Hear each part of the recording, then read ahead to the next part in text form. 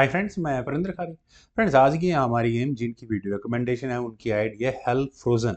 और जिस गेम के ऊपर उन्होंने फ्रेंड्स मुझसे वीडियो के लिए कहा है वो सन 1935 की है। जोसे राउल ब्लांका वर्सेस एंजल रबेरा अर्नाल, पूरा नाम इनका।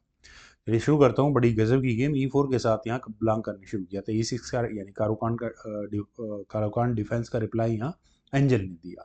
Night C3 D5 knight F3 d takes E4 knight takes E4 knight D7 D4 हुआ वाइट की तरफ से।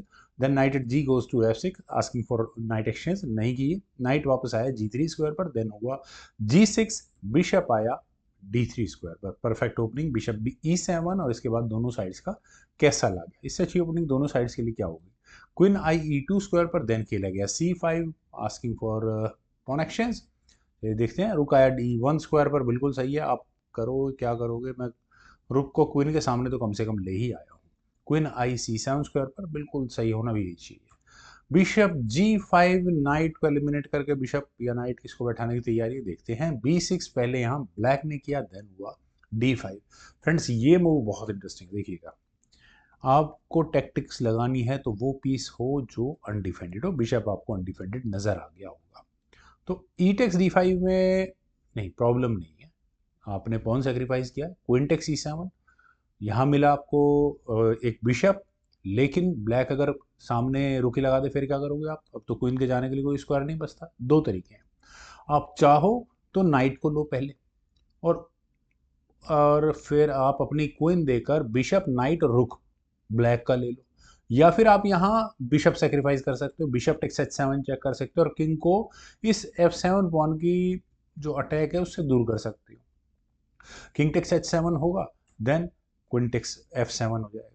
तो गेम लगभग लगभग इक्वली रहेगी। चलते हैं जरा, सॉरी, चलते हैं जरा गेम पर। यहाँ खेला गया नाइट टेक्स D5, बिल्कुल भी ठीक है। एक एक्स्ट्रा पाउंड मिल रहा है, लो ना, क्या दिक्कत है। Bishop takes E7 knight takes E7। लेकिन फ्रेंड्स, ऐसा सब करने के बाद जो लोग ग्रीक गिफ्ट या क्लासिकल बिशप सेक्रीफाइस को समझ, बड़ा बेसिक है, को समझते हैं तो वो देख सकते हैं F6 स्क्वायर पर ब्लैक का नाइट है नहीं।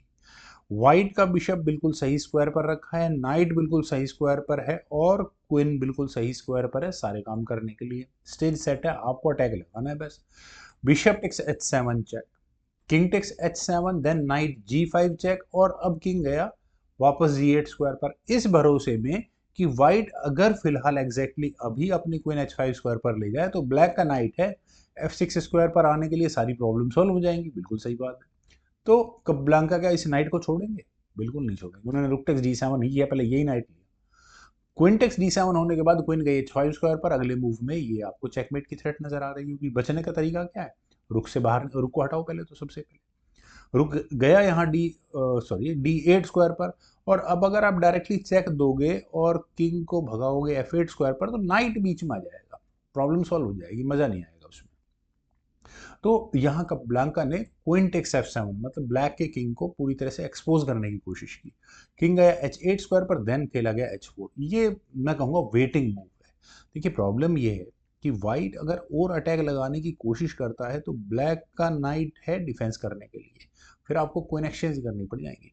वो अपने आप में प्रॉब्लम नहीं, क्वीन एक्सचेंज क्यों करनी पड़ जाएगी यार। चेकमेट की थ्रेड जैसा बनेगा क्या कुछ, लेकिन खैर चलते हैं गेम पर जरा।